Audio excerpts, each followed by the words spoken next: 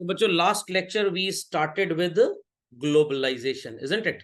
Outsourcing क्या था मैंने आपको बता दिया, arranging things from some external resource जो हमारे लिए महंगी है बनाना, हम कहीं और से सस्ते में उसको खरीद लेते हैं। Got it? मैंने आपको मेडिकल ट्रांसक्रिप्शन का एक एग्जांपल दिया था, अगर आपको याद हो तो कोई भी ऐसी चीज जो इंडिया में बहुत महंगी है बट नेबरिंग कंट्री में सस्ती है तो हम वहां से ले लेंगे। This is called as what? Outsourcing. Got it clear? Outsourcing करने के लिए आपको इंपोर्ट करना पड़ेगा बेसिकली। खोपड़े में बात गई, समझ में आ गया? चलिए, so let's move further children. Put the heading in your copies. Policy strategies promoting globalisation of the Indian economy. कौन सी गवर्नमेंट ने पॉलिसीज बनाई जिसकी वजह से हमारी कंट्री का ग्लोबलाइजेशन बहुत ज्यादा हुआ, ज्यादा पैसे फॉरेन कंट्री से इंडिया में आए, कंपनीज ने इंडिया में प्लांट सेटअप किए और यहां से दूसरी कंट्रीज में एक्सपोर्ट करना स्टार्ट किया। Put the heading very quickly. तो लेट्स अंडरस्टैंड कि भाई क्या क्या पॉलिसी स्ट्रैटेजीज हैं फॉर प्रमोटिंग ग्लोबलाइजेशन। एफडीआई नाम तो सबने सुना ही होगा, फॉरेन डायरेक्ट इन्वेस्टमेंट। सो बच्चों, फॉरेन डायरेक्ट इन्वेस्टमेंट जब इंडिया में आता है तो ये दो तरह से आता है। One is called as venture capital funds and other is called as portfolio investment. Venture capital का मतलब होता है कि आप पैसा लगाएंगे और बिजनेस में भी अपनी डिसीजन मेकिंग पावर रखेंगे। पोर्टफोलियो इन्वेस्टमेंट का मतलब होता है कि सिर्फ आप इन्वेस्टमेंट करेंगे और बदले में डिविडेंड जैसा इंटरेस्ट जैसा रिटर्न लेने में इंटरेस्टेड होंगे। क्या बिजनेस चल रहा है, कैसा चल रहा है, बढ़ में जाए हमसे कोई मतलब नहीं है। तो अगर बिल गेट्स ने इंडिया में पोर्टफोलियो इन्वेस्टमेंट किया रिलायंस के साथ, तो रिलायंस जैसे सबको डिविडेंड देगा उनको भी दे देगा। Is that clear? और अगर बिल गेट्स ने वेंचर कैपिटल फंड दिया है तो वो मिस्टर अंबानी के साथ बैठ के बिजनेस का डिसीजन मेकिंग भी करेंगे। तो वेंचर कैपिटल में आप डोमिनेंट बन जाते हो बट पोर्टफोलियो इन्वेस्टमेंट में आपके पास कोई डोमिनेशन नहीं रहता। तो पहले तो हमारी कंट्री में 1948 और 56 की पॉलिसीज में 0% एफडीआई था। कितना? 0। धीरे धीरे वो 25%, 26%, 30%, 40%, 50% और कुछ इंडस्ट्रीज में तो 100% तक का एफडीआई है। आप पूरा पैसा बाहर से ले आके इंडिया में फैक्ट्री लगा लीजिए, अब ये भी अलाउड है, पहले अलाउड नहीं था। तो लाइक इंश्योरेंस में एट द वेरी बिगिनिंग अगर आपने 100 करोड़ रुपए लगाए इंश्योरेंस कंपनी सेटअप करने में, तो आप अपने फॉरेन पार्टनर से मैक्सिमम कितना पैसा ले सकते हैं? 26%, not more than that. Government को लगा कि इंश्योरेंस बिजनेस को और डेवलप किया जाए तो फिर ये लिमिट बढ़ा के 51 की गई। देयर आफ्टर ये लिमिट बढ़ा के 74, और आप गूगल कर लीजिएगा और पता लग जाएगा कि 100 तक पहुंची कि नहीं पहुंची। Got it clear? All those businesses जो इंडिया में सेटअप करके अपनी यूनिट एक्सपोर्ट करेंगे उन्हें पूरा पैसा बाहर से लाना अलाउड था। इंडियन कोलैबोरेटर है तब भी ठीक, नहीं है तब भी ठीक। तो 47 high priority sectors were there जहां पे पूरा का पूरा पैसा फॉरेन कंट्री से इंडिया में आ सकता है, बट बाकी में ऐसा नहीं था। बाकी में कुछ इंडियन इन्वेस्टर का इन्वेस्टमेंट होगा और कुछ फॉरेनर का। लॉजिक समझ में आ गया? मैं एक एग्जांपल लेता हूं चिल्ड्रन, आपने नाम सुना होगा Tata AIG insurance, SBI life, ICICI prudential, समझ में आ गया? एचडीएफसी चोलामंडलम, नाम सुना है? ये जो सेकंड नेम है ना, ये इनका फॉरेन पार्टनर है। तो अगर टाटा वालों ने 1000 करोड़ रुपए इंश्योरेंस कंपनी में लगाया तो 26 करोड़, 50 करोड़, 74 करोड़, 740 करोड़ सॉरी, ये अमेरिकन इंश्योरेंस ग्रुप एआईजी जिसका नाम है, ये उससे ले सकते थे। एसबीआई इज इंडियन बैंक, जिन्होंने इंश्योरेंस सेक्टर में जब कदम रखा तो कोई एक्सपीरियंस तो था नहीं, तो शायद ये यूरोपियन कंपनी है लाइफ करके, लाइफ इंश्योरेंस करके, तो एसबीआई ने लाइफ के साथ कोलैबोरेट कर लिया। जैसे आपने सुना होगा कभी टाटा बीपी ऑयल बिजनेस में, टाटा इंडिया का है, बीपी इज ब्रिटिश पेट्रोलियम, ये आजकल सोलर में भी काफी काम कर रहे हैं, टाटा बीपी सोलर। तो अगर सोलर सेक्टर में गवर्नमेंट ने लेटेस्ट से 74% का एफडीआई अलाउ कर दिया और टाटा वाले मान लीजिए 200 करोड़ रुपए लगाना चाहते हैं बिजनेस में, तो 200 करोड़ का 74% British petroleum can contribute, remaining Tata को ही करना पड़ेगा। और जहां पे 100% एफडीआई है वहां पूरा का पूरा पैसा फॉरेन कंपनी इंडिया में लाके लगा सकती है। तो जो सेकंड नेम आईसीआईसीआई प्रूडेंशियल, तो ICICI is an Indian company, prudential again विदेशी कंपनी है। समझ में आ गया? आपने नाम सुना होगा बीपीएल सैनियो, बहुत पुराना कंपनी था, अब तो बंद हो गया, रिलायंस ने बीपीएल खरीद लिया। तो बीपीएल इज इंडियन कंपनी और सैनियो इज कोरियन, जापानीज, जहां की भी हो। मारुति सुजुकी, तो मारुति इंडिया का है और सुजुकी जापानीज पार्टनर है। खोपड़े में बात गई। टोयोटा का नाम सुना है? तो टोयोटा इंडिया में जब आया तो किर्लोस्कर मोटर्स के साथ उन्होंने पार्टनरशिप की, तो उनका नाम बन गया टोयोटा किर्लोस्कर इंडिया लिमिटेड करके। Logic understood well? So again आपके पैसे का आना जाना मैं आपको पहले ही बता चुका हूं, there were two laws children, FEMA and FERA. FERA पुराना कानून है, बंद हो गया, फॉरेन एक्सचेंज रेगुलेशन एक्ट, और उसको सुपरसीड कर दिया फॉरेन एक्सचेंज मैनेजमेंट एक्ट के through. Then we had partial convertibility. अब ये क्या होता है सर पार्शियल कन्वर्टेबिलिटी? एक जमाना था जब आपको इंपोर्ट एक्सपोर्ट करना था तो आप अपने एक्सपोर्ट्स का सारा पेमेंट डॉलर में ही लेते थे और इंपोर्ट का सारा पेमेंट डॉलर में ही करना पड़ता था। बट इसको थोड़ा सा बढ़ावा देने के लिए चल रहे हैं, it was decided some extent of payment could be made for import जो हमने खरीदा in rupee and some in terms of dollars. फायदा क्या होगा सर? भाई डॉलर लेने जाएंगे तो जो फ्लक्चुएशन है उसका आपके ऊपर इफेक्ट आएगा बैड, और रुपी अगर दे रहे हैं तो उसका कोई इफेक्ट आएगा नहीं। But earlier it was not allowed. तो मान लीजिए कि मेरे पास रुपी है बट डॉलर नहीं है, समझ में आ गया, और मेरे को यूएस से एक आईफोन इंपोर्ट करना है जिसकी वैल्यू कितनी है $1000, और आज डॉलर मान लीजिए 83 रुपीज का है, तो for me iPhone would be costing how much children? 83,000। But reality में 83,000 का नहीं मिलेगा आईफोन। जब आप डॉलर खरीदने जाएंगे तो जो मिडिलमैन होगा ना उसको कमीशन देना पड़ेगा आपको।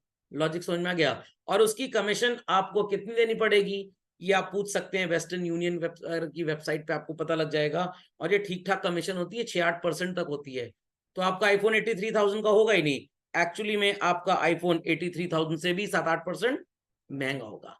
तो अगर रुपी में आईफोन मिलने लग जाए और हमारा कन्वर्जन रेट $1 इक्वल्स टू 83 है, तो 83 का आईफोन 83 में ही मिलेगा, कन्वर्जन चार्जेस बच जाएंगे।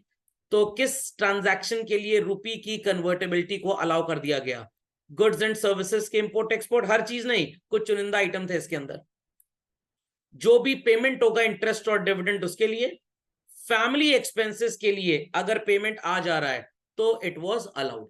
मतलब अगर कोई यूएस में जॉब कर रहा है और वो इंडिया अपने परिवार को पैसे भेजता है तो यूएस में उसको जॉब में एम्प्लॉयर कौन सी करेंसी देगा?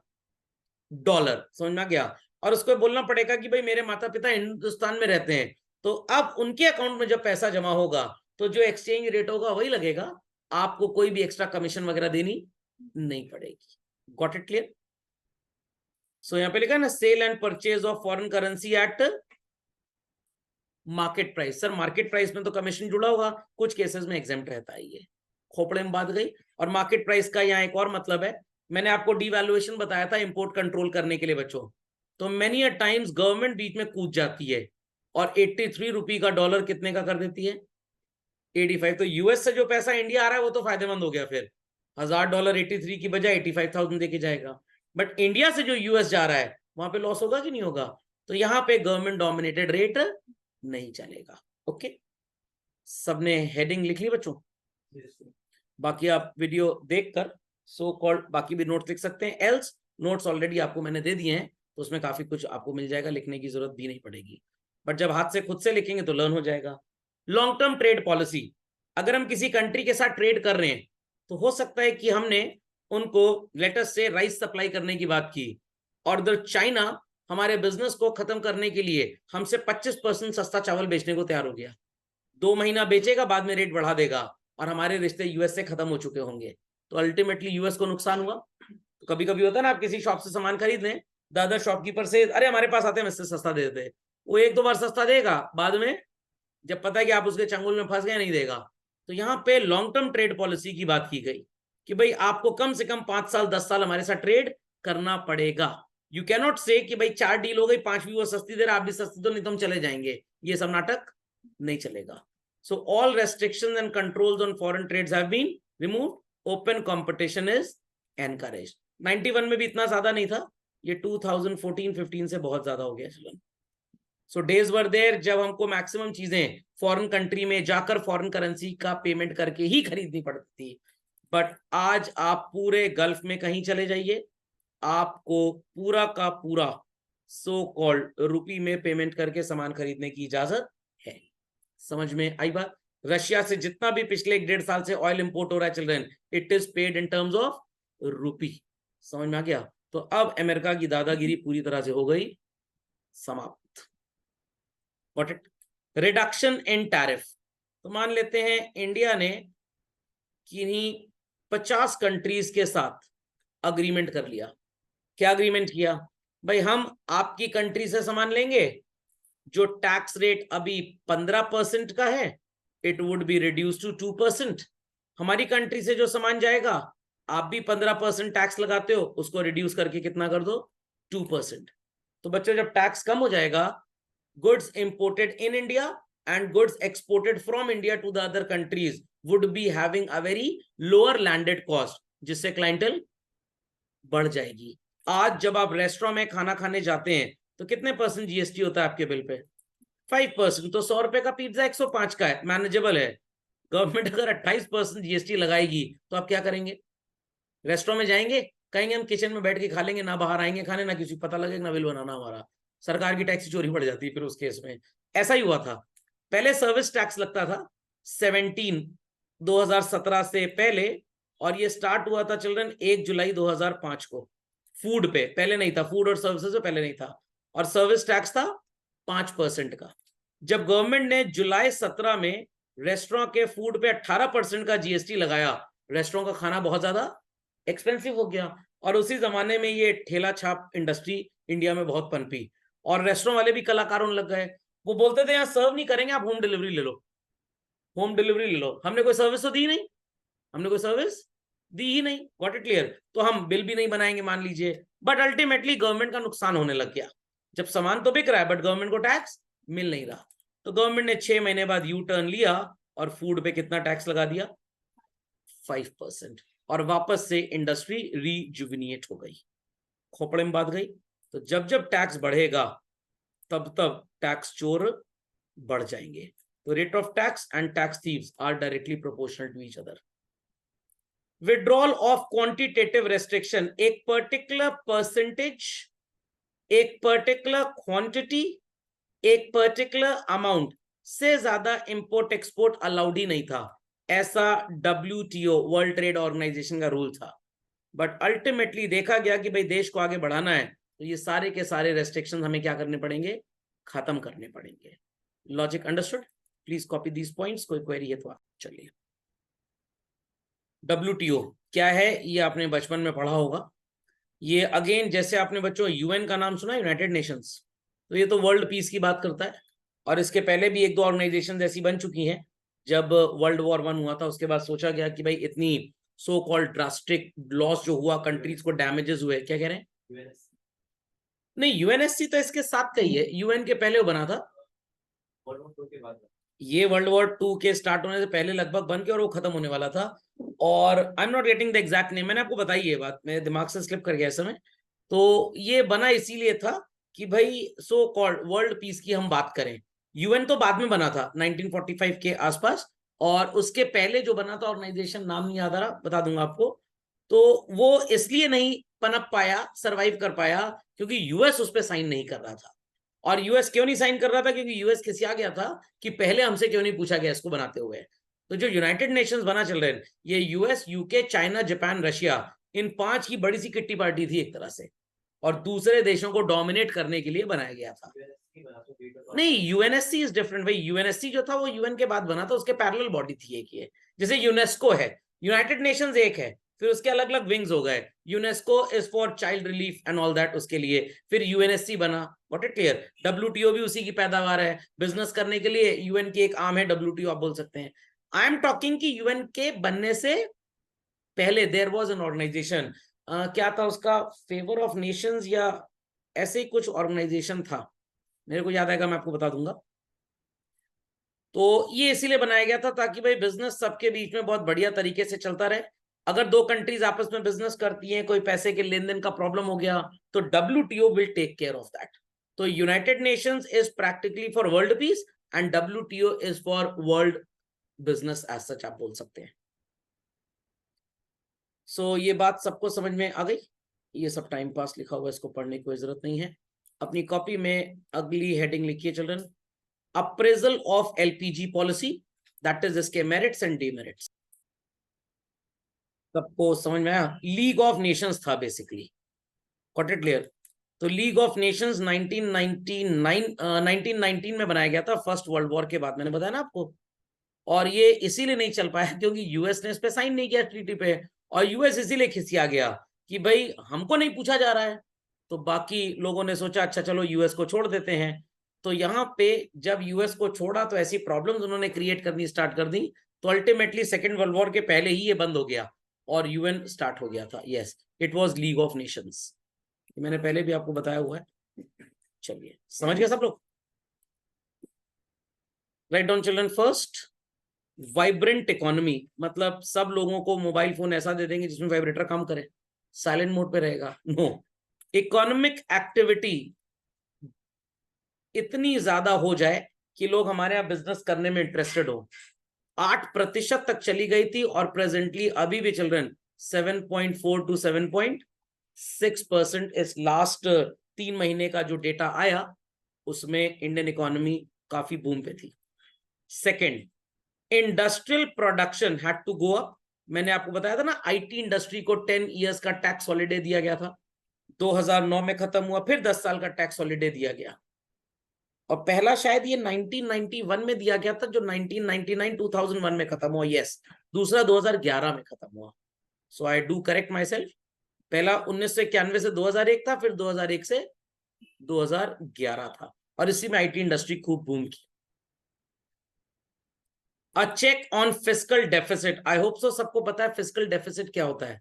रेवेन्यू डेफिसिट पढ़ा था मैक्रो में आपने, जहां पे हमने फॉर्मूला पढ़ा था रेवेन्यू डेफिसिट का, revenue receipts are less than revenue expenditure. Fiscal deficit का फॉर्मूला अगर याद हो शायद ये लिखवाया था, primary deficit minus interest payment, याद आया? तो फिस्कल डेफिसिट जितना कम होगा बच्चों, इंटरेस्ट का बर्डन उतना कम, तरक्की उतनी ज्यादा। आप पैसा तो कमाते हैं महीने का 5 लाख, 4.5 लाख की तो आपकी ईएमआई कट जाती है। क्या आप अपने जीवन में कुछ बचा पाएंगे?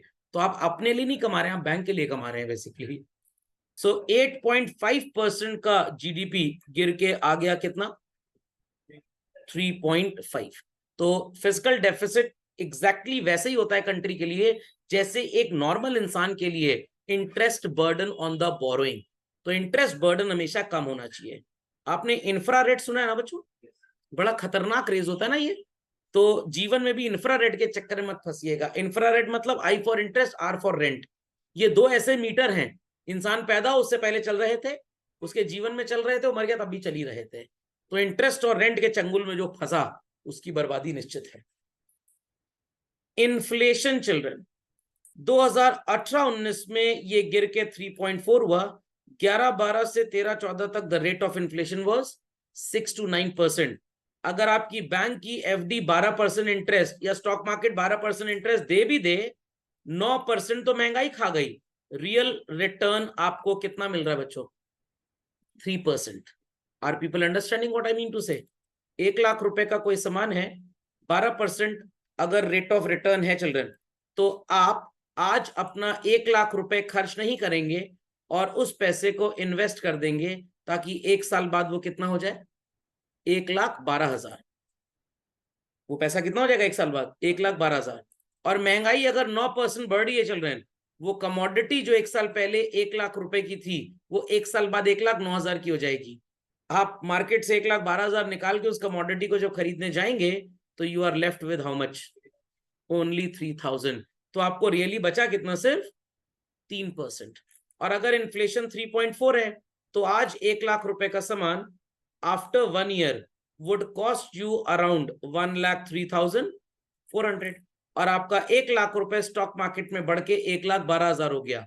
मैं स्टॉक मार्केट वर्ड इसलिए बोल रहा हूं बिकॉज बैंक नहीं देता 12% इंटरेस्ट। तो 1,12,000 बैंक से निकाल के 1,03,000 खर्च भी अगर कर दिया तो भी लगभग बच्चों आपने 8,600 रुपए बचा लिए। यस और नो? सो यहां पे कम से कम आपके रिटर्न्स 8.6% के आसपास हो जाते हैं। अब कैसे इन्फ्लेशन कंट्रोल किया गवर्नमेंट ने? भाई कंट्री में demand was very high but supply उतनी थी नहीं, तो गवर्नमेंट ने इंडस्ट्रियलिस्ट को पैसे दिए, फंडिंग की, प्रोजेक्ट्स को स्पीडी अप्रूवल दिया ताकि ज्यादा से ज्यादा प्रोडक्ट्स, गुड्स एंड सर्विसेज बन के मार्केट में जाएं, जिससे इन्फ्लेशन कम हो जाएगा। What it consumers sovereignty. जमाना था आपको कोक जैसी कोल्ड ड्रिंक भी चल रहे हैं। 1991 से पहले नियरेस्ट कहां पे मिलती थी? गोरखपुर से नेपाल का एक बॉर्डर लगता है, नौतनवा बॉर्डर, वहां पे आपको इंपोर्टेड सामान मिला करता था। इंडिया में कोको कोला भी ठीक से नहीं मिलती थी, और जो आज आपको फेमस ब्रांड्स मिलते हैं ये सब तो एक सपना था बेसिकली। किसी के पास अगर वो कैमरा होता था ना फोटो खींचने वाला, मोहल्ले में उसकी एक अलग हैसियत होती थी। और आज अगर आईफोन 15 भी खरीद लिया तो क्या हुआ, हम क्या करें? समझ में आ गया? तो बेसिकली औकात भी कम हो गई है लोगों की। Understood this? Understood this? So consumer sovereignty मतलब choice has expanded. How? Because country में variety of goods and services are made available. I remember हमारे रिलेटिव्स आते थे फॉरेन कंट्री से, चॉकलेट वगैरह लेके आते थे बड़ी भयंकर भयंकर। हम लोग के लिए ड्रीम हुआ करता था। 1991 में आई वाज इन क्लास 5। आपके लिए तो माइनस में चले जाएंगे, हिस्ट्री है ये सब, और इंडिया में कुछ मिलता ही नहीं था। आज किंडर जो है यहाँ पे मिलती है, इनफैक्ट यहाँ से बन के कितने देशों में एक्सपोर्ट होती है। काफी डेवलपमेंट, मतलब हमारी जनरेशन में काफी डाइवर्सिफिकेशन देखा। आपकी जनरेशन ने उसको सिर्फ अडेप्ट करना सीखा है। हमारी जनरेशन मतलब आपके पेरेंट्स भी उसी जनरेशन में आ जाएंगे। What it? अब घर जाके बोल मत दीजिएगा आप सब बूढ़े हो गए हैं। पापा तो सुन लेंगे, और मम्मी को तो आप जानती हैं, चुलबुल पांडे ही है एकदम। चलिए, ये बात समझ में आ गई। Substantial increase in foreign exchange reserve. How? भाई इतना ज्यादा हमने लोगों को अट्रैक्ट किया अपनी कंट्री में, काफी लोग बाहर से इंडिया आने लग गए, तो भाई वो बेकारी क्या कटोरा लेके चले आएंगे? नो, वो पैसे लेके आएंगे। वाराणसी का नाम सुना है बच्चों आपने?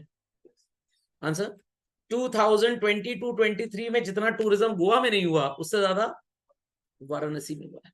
गवर्नमेंट इंडिया को एक बहुत बड़ा सो कॉल्ड टूरिज्म इंडस्ट्री के नाम पे अब देख रही है कि भाई यहाँ पे टूरिज्म बहुत मिल सकता है, बिकॉज लैंड में डाइवर्सिटी इतनी है। ट्रॉपिकल क्लाइमेट्स की वजह से 12 महीने टूरिज्म का धंधा है यहाँ पे। आप फरवरी, मार्च, अप्रैल, मई, जून, जुलाई, अगस्त, सितंबर, अक्टूबर तक जम्मू कश्मीर घूम लीजिए। नवंबर, दिसंबर, जनवरी, फरवरी ठंडी ज्यादा लगती है तो राजस्थान, गुजरात वगैरह चले जाइए, केरला वगैरह चले जाइए, तो पूरे 12 महीने का बिजनेस है। Got it clear? स्विट्जरलैंड जाने के पैसे नहीं है, कश्मीर घूम के चले आओ। पहले तो आर्टिकल 370 का प्रॉब्लम था, काफी टेररिस्ट वगैरह थे, अब काफी कंट्रोल भी आ गया है।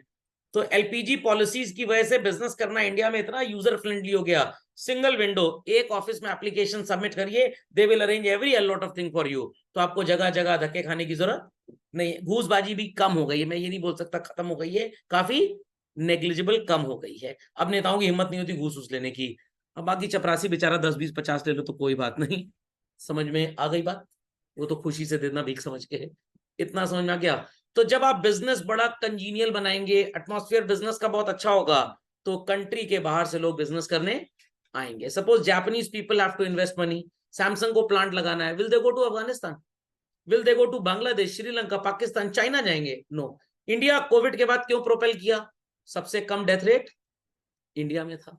क्यों कम रेट था? वैक्सीन की वजह से। वो तो एक कवर है, मेन तो अपना इम्यूनिटी कैसे स्ट्रांग हुई? मुन्ना हलवाई के सड़े तेल के छोले भटूरे और नाली के पानी की चटनी, that was the two things which saved Indians. नहीं तो समझ लीजिए निपट गए होते। समझ में आ गया बच्चों? Flow of private foreign investment. पूछिएगा अपने रिश्तेदारों को ऑस्ट्रेलिया में, यूनाइटेड स्टेट्स ऑफ अमेरिका में, कि मौसी सेविंग बैंक में रेट ऑफ इंटरेस्ट क्या मिलता है? वो हंसेंगी, दिमाग खराब हो गया क्या? हमको यहाँ पे 1% ऑफ द एवरेज डिपॉजिट पे करना पड़ता है बैंक को, और एफडी पे क्या इंटरेस्ट है? 3.5%। खोपड़े में बात गई। यहाँ पे सेविंग अकाउंट में 2-2.5% मिल जाता है, और एफडी पे तो 7-7.5 के आसपास है, और मार्केट ठीक ठाक रहा तो 30-35% तक का भी ग्रोथ मिलता है। हमारे स्टॉक मार्केट में चल रहे हैं 30-40% investors are non Indians, they are foreigners. Why? Because उनको पता है कि उनके देश में इतनी तरक्की नहीं है। Got it? So LPG policy की वजह से डोमेस्टिक इकोनॉमी में इतना पैसा नहीं था जितना पैसा बाहर से आया। नोएडा में सैमसंग का प्लांट लगा हुआ है, एप्पल का प्लांट लग गया, गॉट इट क्लियर। अभी चिप मेकिंग स्टार्ट हो गई है। हमने T14 का ट्रेन का सेटअप मंगवाया था विदेश से, देख दाख लिया, सबको दिखा दिया और बोल दिया ये ट्रेन हमारे मतलब की नहीं है। ICF में उसी की कॉपी इंडियन कोच फैक्ट्री में वंदे भारत के नाम से धनाधन बनानी चालू कर दी। चाइना यही करता था बेसिकली, विदेशी सामान खरीदो, उसका पूरा डायनेमिक समझो क्या है कैसे है और फिर वापस कर दो। रेट कोट हुआ था चिल्ड्रन T14 ट्रेन का इंडिया में, जो सो कॉल्ड कांग्रेसी गवर्नमेंट होती शायद चल भी जाती, घूस मिलती थी ना उन लोग को, ये लोग सोचते हैं यहीं पे पैसा कमाओ। तो रेट जो कोट हुआ था दैट वाज नियर अबाउट 11 से 1200 करोड़ एक ट्रेन का। The cost of Vande Bharat is 9.68 crore. पहला सेट ऑफ वंदे भारत जो लॉन्च हुई थी, एक ट्रेन 96.8 करोड़ की थी। 96.8, 95.8 ऐसे ही था। वो प्रयागराज रेलवे स्टेशन में एक दिन गया था तो बैनर लगा था, उसमें मैंने पढ़ा था इसको।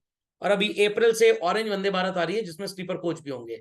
अब जब प्रोडक्शन बढ़ेगा तो कॉस्ट कम हो जाएगी, गॉट इट क्लियर। तो हो सकता है 70-80 करोड़ में एक वंदे भारत बन जाए, या स्लीपर कोच वाली भी उतने की बनी जितनी कुर्सी वाली बनी। और वो लोग कितने में देते, 1100 करोड़, 10 गुना पैसा चार्ज कर रहे थे। और उनका फायदा क्या था ट्रेन चिपकाने में, हमको पार्ट्स भी उन्हीं के बिकेंगे, सर्विस के लिए इंजीनियर भी उन्हीं का आएगा। हमने सारी चीज समझ ली, लोगों को समझा दिया, कर लोगे, लोग कहने हाँ कर लेंगे, कोई मिस्टेक बात नहीं है। और यहाँ तो जुगाड़मेंट थ्योरी है। वो अंग्रेज वाला एग्जाम्पल दिया था ना, एक बार एक अंग्रेज हिंदुस्तान चलाया, उसकी मोटरसाइकिल का साइलेंसर खराब हो गया, गया मैकेनिक के पास, मैकेनिक ने कहा भाई साहब नया तो बड़ा महंगा आएगा, मैं जुगाड़ लगा के इसको सही कर देता हूँ। उसने वेल्डिंग लेके उसको ठीक कर दिया। देश से भगाया गया इंडिपेंडेंस के बाद, वो अंग्रेज चला गया वापस ब्रिटेन, वहां पे फिर वो साइलेंसर खराब हो गया। The mechanic said it has to be replaced now. That Angrez said, when I was in India, that mechanic had a device called as Jugaad. You also put this, so it may be mended. So he said, don't talk rubbish to me. It has to be replaced only. तो हमारे यहाँ तो भाई जूता भी फट जाता, लोग कहते हैं फेंको मत, सिलवा लो। उसके बाद फिर फट गया, फेंको मत, घर के बाहर नजर बट्टू की तरह टांग देंगे। समझ में आया कि नहीं आया? चलिए, इंडिया है भाई, India. Recognition of India as an emerging economic power, वो स्ट्राइक होती है ना, surgical strike and all that, Chandrayaan mission and all that, ये सब इसीलिए किया जाता है ताकि भाई हमको भी सो कॉल्ड एक हैसियत मिले। आपने बच्चों आदित्य बिरला ग्रुप का नाम सुना होगा, लार्सन एंड टूब्रो कंपनी के साथ भी उनका वेंचर है अल्ट्राटेक सीमेंट के नाम पे, और आइडिया फोन भी इन्हीं का है। इन्होंने चंद्रयान मिशन में काफी स्पेयर पार्ट्स बना के सप्लाई किए, और एक दो फॉरेन कंट्रीज ने इन्हें लगभग 10-10 हजार करोड़ के प्रोजेक्ट्स स्पेयर पार्ट्स बनाने को दिए हैं। तो अगर मैं अच्छी कार बना लेता हूं तो मतलब मेरी कार का इंजन भी अच्छा होगा, मेरी कार का ब्रेक पार्ट भी अच्छा होगा, मेरी कार की डिजाइनिंग अच्छी होगी, मेरे कार का माइलेज अच्छा होगा, मेरे कार का सस्पेंशन अच्छा होगा, मेरे कार में कंफर्ट लेवल अच्छा होगा। खोपड़े में बात गई। एडिडास वालों ने हमको ऑर्डर दे दिया कि जब आप कार का डिजाइन कर सकते हैं अच्छा, तो अपने इंजीनियर से कह के हमारी जूते का भी डिजाइन बढ़िया करवा दीजिए। जो comfort level of super suspension आपकी कार में है, हम चाहते हैं हमारे शूज जो स्पोर्ट्स पर्सनैलिटीज पहने वही आ जाए, तो अपने डिजाइनर से हमारा भी काम करवा दीजिए, हम 100 करोड़ देंगे आपको डिजाइन बनाने का। अंडरस्टूड और नॉट अंडरस्टूड? नहीं समझे? लाइक मैं आपको पढ़ा रहा हूं, आपको समझ में आ रहा है? आउट ऑफ द सिलेबस अगर कोई कंटेंट है कमर्शियल फील्ड का, तो आप कोशिश करेंगे ना सर जब ये पढ़ा सकते हैं तो शायद ये भी बता दें, तो चलो इनसे पूछ लेते हैं। तो L&T ग्रुप को काफी अच्छा ऑर्डर मिला। तो अल्टीमेटली चंद्रयान मिशन तो हुआ, जो भी हुआ, टैक्स का पैसा लगा, XYZ कुछ भी बकवास हिंदुस्तानी भौके, कोई टेंशन की बात नहीं है।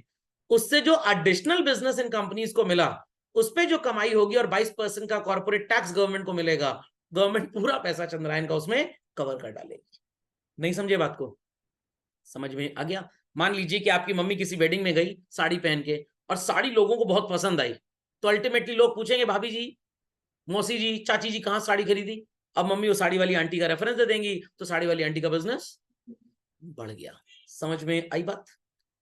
Shift of monopoly market to competitive market. पहले मोनोपोली चला करती थी, कानून बदले, चीजें बदली, और अब चलता है मोनोपोलिस्टिक। Got it clear? तो पहले cars, refrigerator, AC, personal computers कुछ एक दो कंपनीज बनाती थी। Amazon बेसिक्स का नाम सुना होगा, अपने नाम पे वर्लपूल LG वालों से सामान बनवाते हैं, अपने नाम पे ठप्पा अपना लगवाते हैं। टाटा वालों ने सोचा यार हम भी ऐसा कुछ करते हैं, वो भी करना चालू कर दिए। टाटा क्रोमा का एसी भी आपको मिल जाएगा। एक्चुअली वो LG सैमसंग का ही एसी होता है, सिर्फ स्टिकर उनका नहीं होता है। सर्विस वगैरह सब वही आपको प्रोवाइड करेंगे। अब सर इसमें फायदा क्या? भाई सैमसंग ने मान लीजिए अगर एक वॉशिंग मशीन बनाई लेटेस्ट से 8,500 रुपए की, मार्केट में वो बिकेगी कितने की? 20,000 की। क्यों? 20,000 में लगभग 3,000 रुपए तो जीएसटी हो जाएगा, 2,000 रुपए इसका ट्रांसपोर्टेशन एंड मेंटेनेंस हो जाएगा, तो कंपनी की जेब में कितना पैसा आया? 15,000 में 8,500 रुपए तो इन्होंने कॉस्ट कवर कर ली। What is their profit children? 6,500। 6,500 में मान लीजिए 1,500 रुपए इंटरेस्ट बर्डन, तुरंत थोड़ा मशीन बिक जाएगी, टाइम लगेगा। तो उसके बाद प्रॉफिट एलिमेंट कितना बचा? 5,000। 1,000 रुपए एडवर्टाइजमेंट और प्रमोशन की कॉस्ट कितना बचा? 4,000। अब भैया कंटिजेंसी वगैरह भी रखनी पड़ेगी, कल को बिजनेस मंदा हो जाए वगैरह वगैरह। अब हमारे टाटा क्रोमा और अमेजॉन बेसिक्स क्या बोलते हैं इन कंपनी से? भाई आप अपना प्रॉफिट ले लो, कोई प्रॉब्लम की बात नहीं है। 8,500 की मशीन और आपको अल्टीमेटली प्रॉफिट कितना चाहिए? सारे खर्चे काट के 4,000 और 3,000 इस पे जीएसटी लग गया, तो 15,500 में आप हमें बना के दे दीजिए, क्योंकि बाकी ट्रांसपोर्टेशन वगैरह तो अब हम झेलेंगे, आप थोड़ा झेलोगे। सैमसंग कह रहा है हमें क्या नुकसान, हमें तो जितना पैसा चाहिए उतना जेब में आ ही गया। Tata Croma and Amazon Basics इसी मशीन को 17,000 में बेचेंगे, जो सैमसंग कितने में बेच रहा था? 20,000 में। Now you compare. समझ में आई बात या बिल्कुल नहीं आई बात? पक्का? तो बाबा रामदेव ने पहले योगा कर करके आंख मटका मटका के ब्रांड मार्केटिंग की, अपनी लोगों के अंदर फेथ क्रिएट किया, और उसके बाद पतंजलि का बिजनेस चालू कर दिया। कितने लोगों को एम्प्लॉयमेंट मिल रहा है सोच लीजिए। उन्होंने मैगी के बारे में अब शब्द बोले, गवर्नमेंट ने इंडिया में मैगी बैन की, अमेरिका में उनके प्रोडक्ट्स बैन हो गए। समय यहाँ ऐसा हुआ था, आपको शायद नहीं पता होगा, ऐसा हुआ था। तो बाबा रामदेव जी के प्रोडक्ट एकदम नेचुरल प्रोडक्ट है भाई, मैं तो बड़ा फेवर करता हूं उनको। भाई इंडियनाइज खरीदिए, क्या जरूरत है आपको वो प्रॉक्टर एंड गैम्बल और ये सब सामान खरीदने की? खोपड़े में बात गई कि नहीं गई? ये वीडियो बाबा रामदेव जी तक पहुंचा दीजिएगा, उनको लगेगा भाई एक इंसान और उनकी मार्केटिंग कर रहा है, तो हो सकता है कुछ सैंपल गिफ्ट हैम्पर फ्री में आ जाए। क्या? हाँ, कमीशन ही मिल सकती है। चलिए समझिए बच्चों, लिखिए डीमेरिट्स ऑफ एलपीजी पॉलिसीज। कोई क्वेरी है तो प्लीज आस्क। डीमेरिट्स, पहला चिल्ड्रन, इंडस्ट्रियलाइजेशन तो बहुत खेल लिया, निपट कौन गया? देश का गरीब किसान। हमने जो पॉलिसीज लगाई थी कि भाई फॉरेन कंट्री की पेप्सी और कोक को यहाँ पे बिजनेस करवाएंगे, और जितना कोला कंसंट्रेट इंडिया में इंपोर्ट होगा, इक्विवेलेंट अमाउंट ऑफ फ्रूट्स आपको एक्सपोर्ट करके वहां बेचने पड़ेंगे। फॉरेन कंपनीज खरीद के तो ले गए, उन्होंने सब फेंक दिया, क्योंकि अगर बेचते तो उनकी जूस की सॉरी कोल्ड ड्रिंक की सेल वहां पे कम हो जाती। तो ultimately who was neglected? Farmers. Agriculture sector को 2 से 3% की जो सो कॉल्ड ग्रोथ थी वो कम हो गई, and ultimately poverty levels went up. बाद में गवर्नमेंट ने इसको रिपेयर मेंटेन किया मनरेगा स्कीम वगैरह लाकर। Agriculture was the source of raw material. अब जब एग्रीकल्चर नहीं रहेगा, फार्मर्स वगैरह सुसाइड करने लग गए, तो ये 10-20 साल में जब हुआ, तो गवर्नमेंट ने सोचा कि भाई उनका क्रॉप इंश्योरेंस किया जाए, वेदर इंश्योरेंस किया जाए। Understood this? Labour supply agriculture sector was the principal source to industrial sector. How? भाई एग्रीकल्चर का काम 12 महीने तो चलता नहीं है, 4 महीने हमने वो प्लॉइंग कर लिया, हम खाली हैं, बाकी 8 महीने workers will work in factory basically. What it? Tractors और थ्रैशर्स की डिमांड भी क्या हो गई चिल्ड्रन? कम हो गई। जब लोग खेती नहीं करेंगे, क्या ट्रैक्टर खरीदेंगे? तो महिंद्रा वगैरह का बिजनेस थोड़ा सा डाउन हुआ, इसीलिए Mahindra and Mahindra passenger cars में आ गए, क्योंकि भाई उधर बिजनेस चौपट हो रहा है, तो चलो ये बिजनेस चालू करते हैं। नहीं तो earlier Mahindra and Mahindra originally सिर्फ ट्रैक्टर्स ही बनाते थे, देर आफ्टर उन्होंने ट्रक इंडस्ट्री को हिट किया, और अब फुल फ्लेजेड कार इंडस्ट्री में आ गए हैं। अर्बन कंसंट्रेशन, मल्टी नेशनल्स ने काफियों के बिजनेस को चोट पहुंचाई बच्चों। रूरल अर्बन गैप ज्यादा से ज्यादा होने लग गया। उसके बाद गवर्नमेंट की पॉलिसीज तो आई, बट अल्टीमेटली ये उतनी फेवर नहीं कर पाई। अब फेवर क्यों नहीं कर पाए? उसने कहीं ना कहीं बच्चों इंडियंस की भी कमी है। आपने माइक्रोमैक्स का नाम सुना है बच्चों? अगर माइक्रोमैक्स का 25,000 का मोबाइल फोन मिले आपको, और वन प्लस का भी 25,000 का मोबाइल फोन मिले, आप किसका खरीदेंगे? One plus. क्यों आपको माइक्रोमैक्स से भरोसा नहीं है? क्योंकि इंडियंस की जो मेंटालिटी होती है मैनी केसेस में, वो ये होती है कि हिंदुस्तानी गरीब है, ये सस्ता ही सामान खरीदेगा, तो वो सस्ते के चक्कर में घटिया बना देते हैं। खोपड़े में बात गई कि नहीं गई? और इस केस में वो अपनी तो इज्जत का फालूदा करते ही करते हैं, अपने दूसरे हिंदुस्तानी कॉर्पोरेट भाई बहनों की भी बैंड बजा देते हैं। Is that understood? तो अभी रिसेंटली माइक्रोसॉफ्ट IN करके एक उन्होंने ब्रांडिंग की थी, बट चल नहीं पाए। तो रेडमी, वो चाहे तो एप्पल के टक्कर का फोन 10,000 रुपए में बेच दे, बट क्यों नहीं बेचता? क्योंकि उसको पता है कि क्यों हम नुकसान झेलेंगे। अंडरस्टैंडिंग? जितनी बढ़िया पैकिंग आपको रेडमी के फोन में, रियलमी के फोन में मिलेगी, सो कॉल्ड इंडियन मोबाइल्स में नहीं मिलेगी। Got it clear? तो कुछ तो गवर्नमेंट ने बढ़ने का मौका नहीं दिया, जो पुरानी गवर्नमेंट थी। देर आफ्टर बढ़े भी तो हर हिंदुस्तानी अपने भाई को क्या समझता है? ये बेचारा गरीब है, पैसे नहीं है इसके पास। अरे बहुत पैसा है सबके पास, पैसे कमी किसी के पास नहीं है, किसी के पास नहीं है। आप सर्विस दीजिए, आप प्रोडक्ट की क्वालिटी अच्छी दीजिए, पीपल विल डेफिनेटली पे। नैनो क्यों चौपट हो गई? इसीलिए जिस देश में लोग 1 लाख रुपए की बाइक खरीदने की हैसियत रखते हैं, क्या वो कार खरीदेंगे 1 लाख की? बिल्कुल नहीं खरीदेंगे। समझ में आ गया? रतन टाटा जी ने सिर्फ मुंबई को देखा, ये रतन टाटा जी की इकलौती पहली और आखिरी गलती थी। तो उन्होंने एक बार देखा, एक हस्बैंड वाइफ बच्चा बाइक पे जा रहे थे भीगते हुए, कह रहे मैं इनके लिए कार बनाऊंगा। अरे भीगने का अपना मौज मजा है, समझ में आ गया? और जहां पे बाइक जा सकती है वहां आपकी कार थोड़ा जाएगी। और पर्सन बाइक क्यों खरीद रहा है? ऐसा थोड़ा उसके पास कार के पैसे नहीं है। बाइक का माइलेज कार से थोड़ा ज्यादा, भाई 30-40 किलोमीटर चल जाए, कार थोड़ा चलेगी 40 किलोमीटर। तो उनकी इकोनॉमिक्स थोड़ी सी गड़बड़ा गई। मेरा क्लास नहीं किया था ना असल में वो, मैं उनको बोल रहा था व्हाट इट क्लास करना, टीचर की बात सुनना बहुत जरूरी है। और फिर एडवर्टाइजमेंट बार बार क्या बोले थे? It's the cheapest car, it's the cheapest car. वो चीप चीप चीप बोल के सही है में चीप हो गई एकदम। लॉजिक समझ में आया? तो कभी भी अपनी चीज को चीप नहीं भूलना चाहिए। अंडरस्टैंडिंग? अब 10 बार दिन में आपको कोई बोले गधाओ गधाओ गधाओ, शाम तक आप ढेचू ढेचू करने लग जाएंगे क्योंकि आपको इतना बोल दिया गया है कि सब गधा बोल रहे हैं, अपना गधा ही मान लेता हूँ। खोपड़े में बात गई कि नहीं गई? खोपड़े में बात गई कि नहीं गई? पक्का? जैसे कभी कभी मैं घर में अपनी वाइफ से कुछ बात करता हूँ, शी से अभी थोड़ी देर पहले बताया था, कौन बहस में फंसे। मैं कहता हूँ हाँ मैं दिमाग थोड़ा कमजोर आदमी हूँ ना, इसलिए मान लो अपनी गलती। चलें आगे। So rural urban gulf employees eco dualism. Economic dualism का मतलब वो जो गरीब हैं, गांव वाले बेचारे गरीब ही होते जा रहे हैं, और जो शहर वाले रईस हैं वो रईस ही होते जा रहे हैं। खोपड़े में बात गई।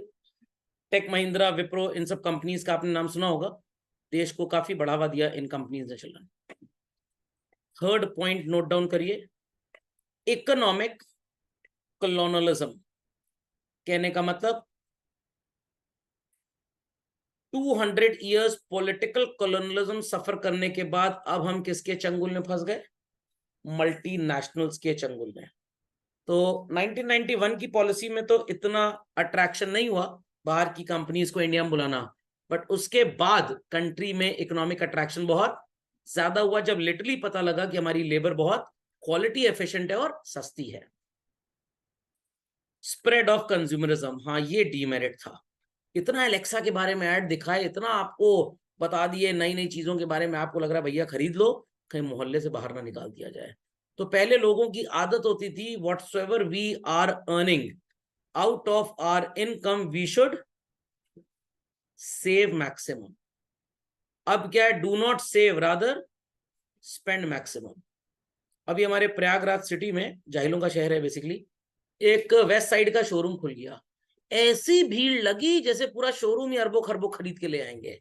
99.99% कौन सी कैटेगरी के लोग थे?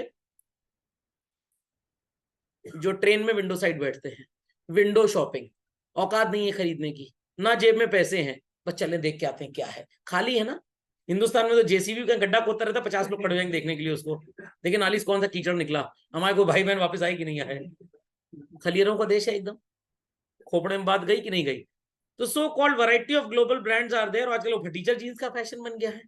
एक दो जगह से मैंने पूछा व्हाट इज दिस, कह रहे ये फैशन है। मैंने कहा फिर तो हमारी जो मुन्ना दूध वाला गैया सबसे ज्यादा फैशनेबल हो गई, क्योंकि वो फटा बोरा ही पहनती है। व्हाट इज दिस फैशन भाई? समझ में आई बात कि नहीं आई बात? कपड़े हैं ऑलरेडी और ढेर लगा लो, क्यों? सस्ता मिल रहा था। अरे जरूरत भी तो हो, जरूरत भी तो हो, सस्ता मिल रहा था तो खरीद लो। समझ में आ गया?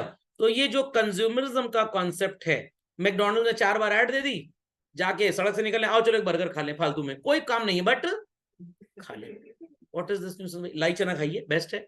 लस्सी पीजिए, मट्ठा पीजिए, अपने हिंदुस्तान भाई बहन आगे बढ़ेंगे। बर्गर खाने पे अपने हिंदुस्तान भाई बहन आगे नहीं बढ़ेंगे, जो बिडेन आगे बढ़ेगा। लूप साइडेड ग्रोथ प्रोसेस, कुछ एरियाज तो बहुत बूम पे गए, आईटी सेक्टर, और कुछ एरिया चिल्ड्रन एकदम लो डाउन हो गए। समझ में आ गई बात? फार्मिंग सेक्टर बुरी तरह से चौपट हो गया, इसीलिए पिछले 8-10 साल में बहुत फार्मर्स ने सुसाइड वगैरह किया। तो गवर्नमेंट इन सब चीजों से बचने के लिए उनका इंश्योरेंस वगैरह कराने लग गई। अभी recently children in the city of Surat एक डायमंड ट्रेडिंग हब खोला जा रहा है, और शायद आपको ये बात नहीं पता होगी, world's 90% diamond polishing cutting business passes through India. Children 90% कमाता कौन है? विदेशी लोग। हमारे यहां सिर्फ लेबर का पैसा खाते हैं। और गोल्ड में तो भाई India is the world's biggest consumer. An Indian lady can sacrifice her husband but not gold. मैं सच्चाई बता रहा हूँ, झूठ थोड़ा बोल रहा हूँ। समझ में आया कि नहीं आया? पक्का? तो भाई ये गवर्नमेंट काफी प्रोग्रेसिव सोच रख रही है, और अगले साल फिर से मेरे को लग रहा है ये गवर्नमेंट अगर आ गई तो आपका पैसा बहुत तेजी से ग्रो करेगा, इन्वेस्टमेंट करने लग जाइएगा मार्केट में। मैं कोई एजेंट वेजेंट नहीं हूं इन लोग का, बट एज अ टीचर आपको गाइड कर रहा हूँ। What it clear? Farming sector में बहुत कमाई है, मशरूम की फार्मिंग होती है, बहुत फायदेमंद है। आजकल वो रईसों की गोभी एक आती है ब्रुकली, और वो कलरफुल शिमला मिर्च आती है, तो ये सब छोटे एरियाज में ही उग जाते हैं। Got it clear? और ये आजकल शादी ब्याह वगैरह में वो आजकल एक वो चाइनीज तवा लगता है एंड ऑल दैट।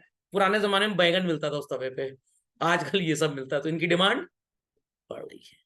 समझ गए? कल्चर तो पूरी तरह से ध्वस्त हो चुका है। पहले लोग घूंघट में घूमते थे, आज फटी चीज में घूम रहे हैं। Got it clear? Economic prosperity has taken over all parameters of life. हमारे जमाने में जब हम स्टूडेंट थे, पार्टी कभी कभी हुआ करती थी। हर सैटरडे संडे आज माँ बाप ही बच्चे को बाहर ले जाते हैं खिलाने के लिए, प्लस हफ्ते में एक बार उसके दोस्तों की बर्थडे पार्टी हो जाती है। तो इतना ज्यादा जंक फूड, बाहर का फूड खाएंगे, अजीनोमोटो भरता जाएगा तो दिमाग तरक्की करेगा ही नहीं। अजीनोमोटो पता है ना क्या होता है? क्रश्ड अर्थवर्म होता है बेसिकली। तो कभी नहीं खाना चाहिए सब चीजें बहुत ज्यादा क्वांटिटी में। एक दो मोटे भैंसे हमारे स्कूल में हुआ करते जहां हम पढ़ते थे, अब एक दो स्लिम ट्रिम बचे हैं, बाकी सब खाए खाए फैले पड़े एकदम। बर्गर का एग्जाम्पल देना हो तो बच्चे को बुला लो आगे, सर्कल क्लास में स्टार्ट करना तो बुला लो इस बच्चे को आगे, आ जाओ बेटा ये सर्कल होता है। तो पहले लड़के लड़कियां डंडी की तरह होते थे, आजकल सर्कल हो गए हैं। समझ में आ गया? So which way to go? LPG policy, but उन चीजों के लिए जो इंडियंस को सपोर्ट करती हैं। इंडियन ब्रांड में जाके बर्गर खाइए। समझ में आ गया? और जो ये ठेले वाले होते हैं ना, इनका खाना खा लीजिए, ये जनरली खराब नहीं होता है। चलिए, समझ गए सब लोग? तो इसी के साथ बच्चों हमारा ये चैप्टर होता है पूरी तरह से finish. Next chapter will be starting what is called age, कहाँ गया, आ गया, रूरल डेवलपमेंट चिल्ड्रन। ये अगले टर्न पे स्टार्ट करेंगे। Thank you for today.